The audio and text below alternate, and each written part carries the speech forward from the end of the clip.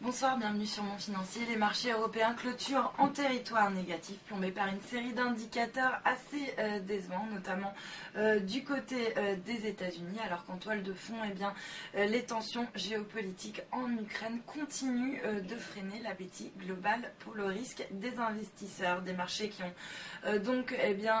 joué la prudence pour la deuxième séance consécutive, et puis des investisseurs qui préfèrent tout simplement empocher une partie de leurs bénéfices alors que le rythme des publications trimestrielles s'intensifie petit à petit. Le CAC s'inscrit donc en baisse de 0,89%, on revient autour des 4345 points. Ailleurs, même tendance à Francfort, le DAX lui dégringole carrément de 1,77%, on repasse sous les 9200 points. Puis à noter que Madrid et Milan subissent également des prises de bénéfices avec moins 0,8% pour Madrid et une chute de carrément 2,3% en ce qui concerne l'Italie. Du côté des valeurs maintenant, L'Oréal s'empare de la tête du CAC avec un gain de 1,08%, on est au-dessus des 122 euros. L'Oréal qui a donc dévoilé une légère baisse de son chiffre d'affaires au premier trimestre, mais ça n'empêche pas le leader mondial des cosmétiques de rester optimiste sur la suite de l'exercice. À l'inverse,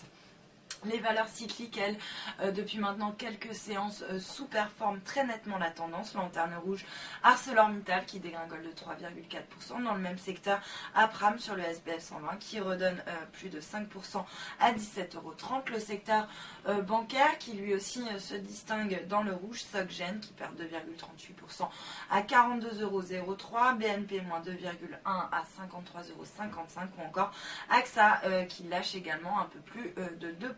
Et puis en tête du SBF 120, bien on retrouve une défensive Sodexo qui bondit de 3,28% après le relèvement de Deutsche Bank qui est passé à l'achat aujourd'hui.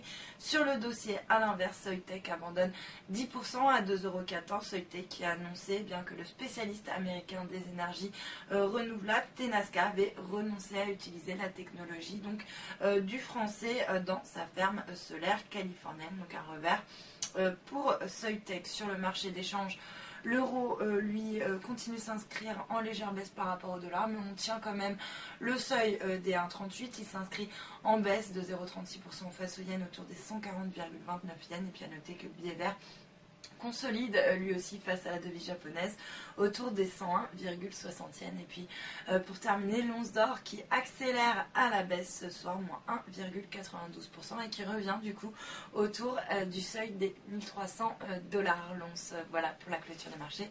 Passez une excellente soirée.